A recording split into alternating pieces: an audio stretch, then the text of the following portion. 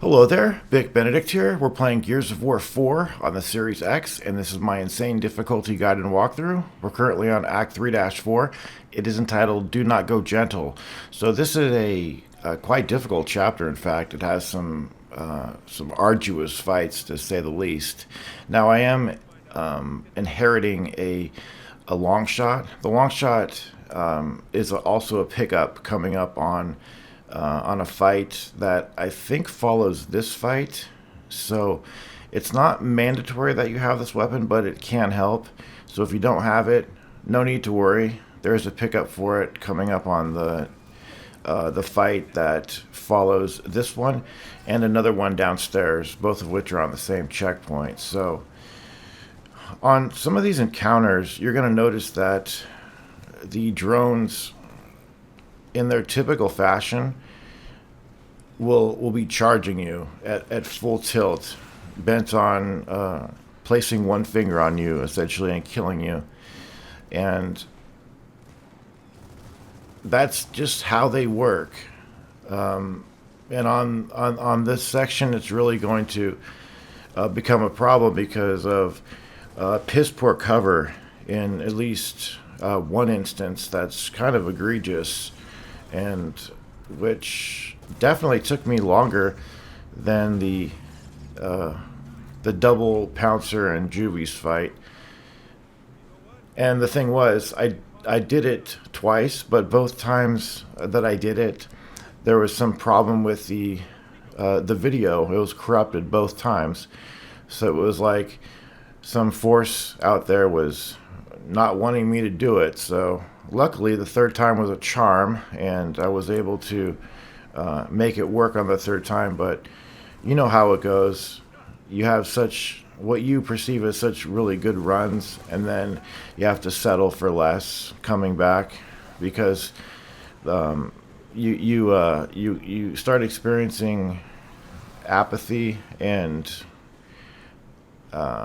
fatigue and hopelessness that you are going to get stuck on the situation that you beat.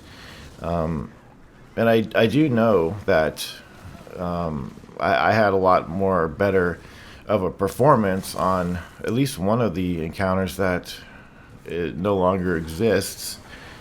But yes, you have to do this fight on the same checkpoint as the one upstairs. So be careful down here that you don't get overrun by juvies. Now on this fight over here, you want to pick up the long shot before you go downstairs because you want to checkpoint yourself with this weapon, and then you want to fall back once you get the checkpoint. And then you've got a couple of pillars here and a couple of pods. After you kill the first enemy, you're always going to have an enemy running up to you. This guy always. If you don't manage to kill him, wait till he comes up to you and chainsaw him. However, if other enemies stagger you, and what I mean is if you get hit by any stray bullets, you're going to get staggered. The chainsaw is going to lower, and you're not going to have an advantage against the guy that's right next to you trying to hit you before you can chainsaw him. Or if he has a Lancer, he'll do a chainsaw war. But it seems like every other enemy is a rusher, and you are completely bogged down here by suppressive fire on all sides, both sides and in the middle. And then as you progress and kill a number of enemies, you're going to see more enemies coming through. Those enemies there coming through the gate at the back, locking you in. One of your teammates is going to say that they're locking you in. That's about the midway point through the fight. Sometimes the chargers, if you get enough damage on them, they sometimes will, instead of going all the way over to you, they'll go behind a piece of cover, which you may have seen happen a couple times on this fight so far.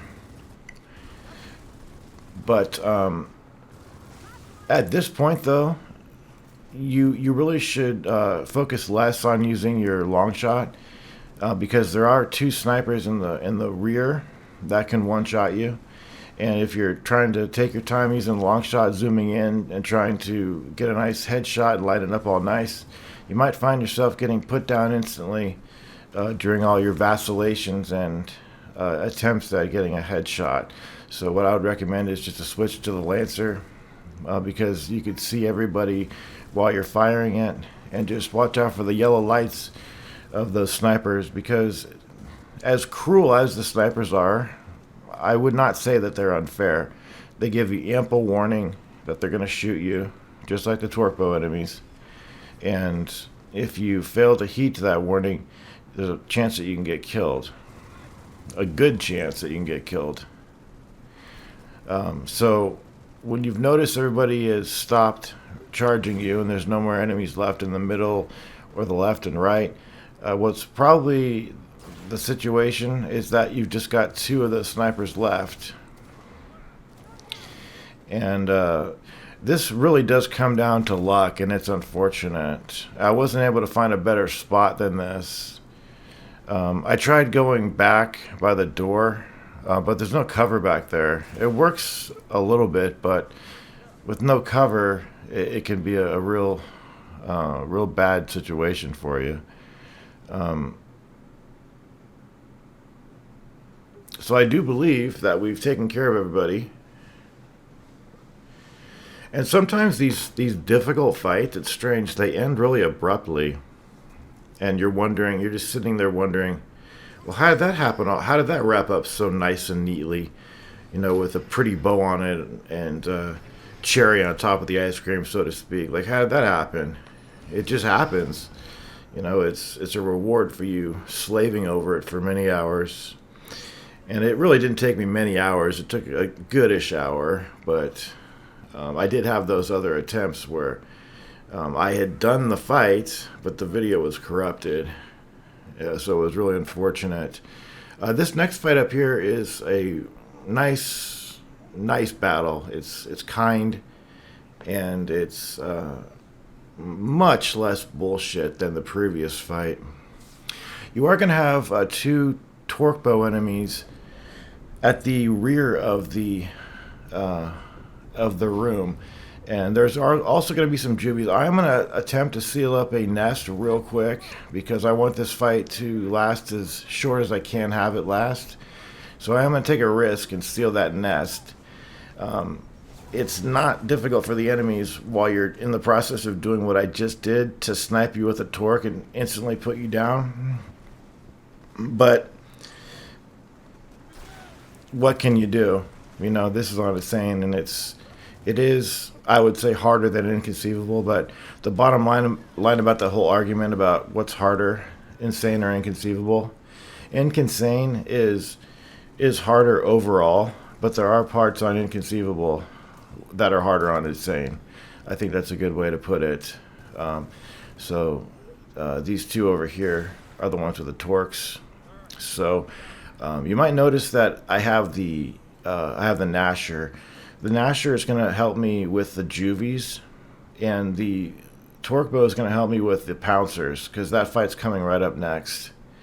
So I'm going to max out my Gnasher ammunition and pick up my 2 torque bow rounds over here. There's also a drop from that nest. If you seal it, that will give you a torque bow drop. So you definitely should have 12. You don't need 12, because it only takes 4 shots against the pouncers with active reloaded torques. And maybe it doesn't even have to be active reloaded. Maybe 3 perfect active reloads and the weak spot would do it. But try different things. But you definitely want a torque bow here to minimize how long this first engagement takes. And I do have some grenades. I don't know in this take if I avail upon them to serve as proximity mine traps for the juvies. It is good sometimes to place traps on the ground for the juvies and run past the traps and then have the juvies, while they're chasing you, get killed by the traps.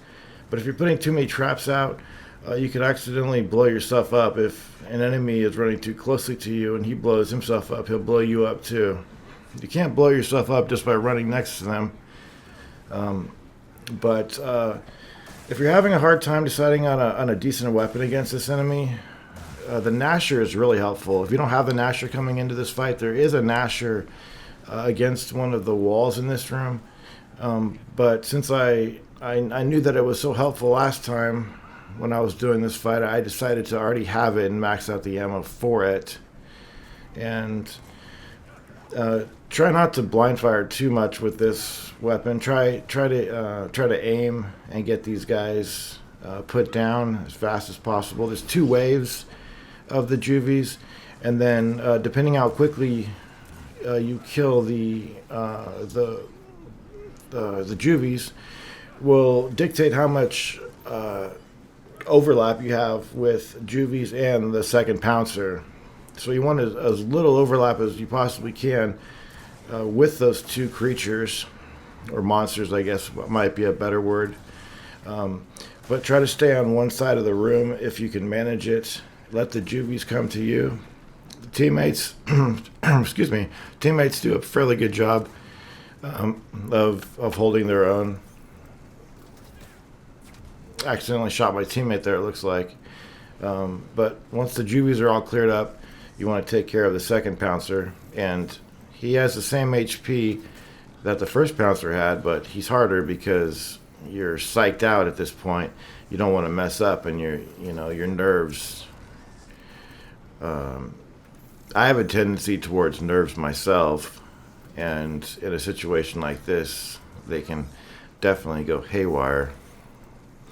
Unless I control it with medication or something like that, but I didn't need to do that. But yeah, this is a potentially really scary situation. When you're sidling along the middle circle piece of cover, you can't shoot, so that's why I don't go on it. And it's done.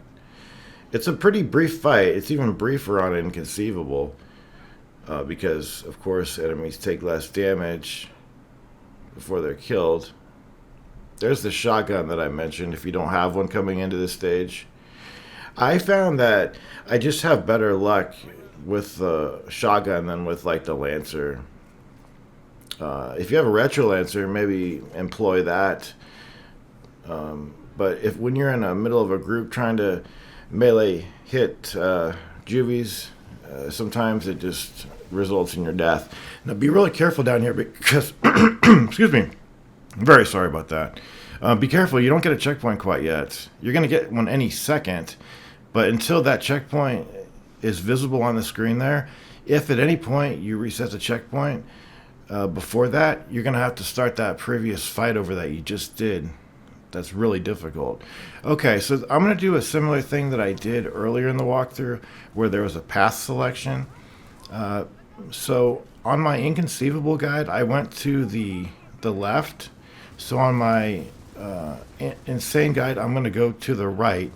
And then just as I did in an earlier video, I will link in the description to each corresponding video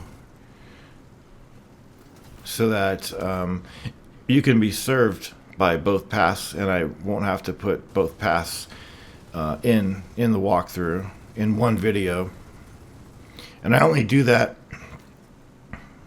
Excuse me, because I'm making this is a situation where I have 2 guides for this.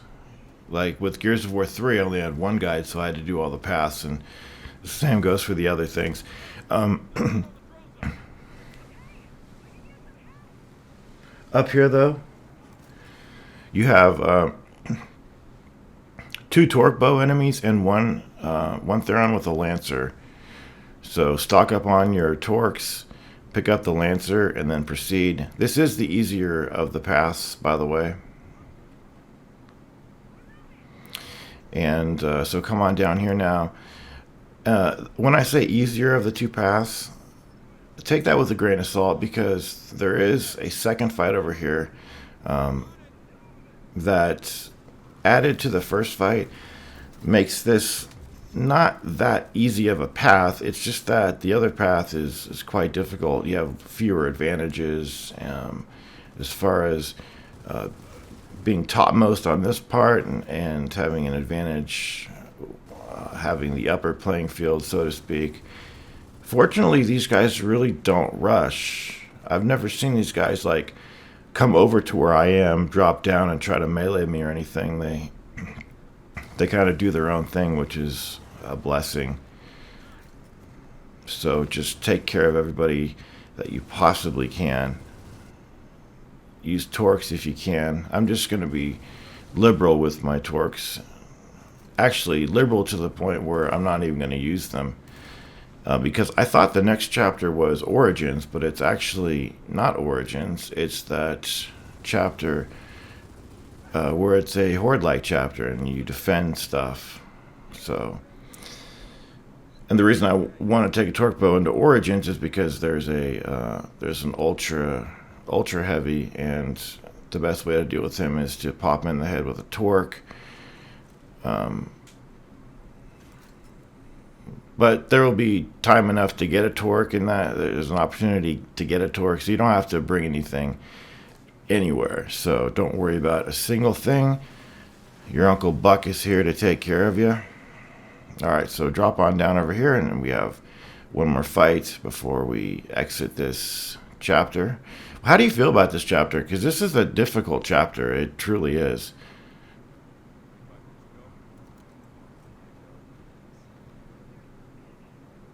Especially that fight that those enemies love to charge on, and you have very minimal cover. So I think I'm going to pick up this drop shot. There is another drop shop all the way up, and if you hang a left, it will take you to an upper platform, and there's another drop shot. Please forgive me about using this drop shot. If I'm using it perfectly, then it's just a complete accident. I never use the drop shot, so I really don't know how to use it. So I apologize about that. But I'm going to switch back to my torque.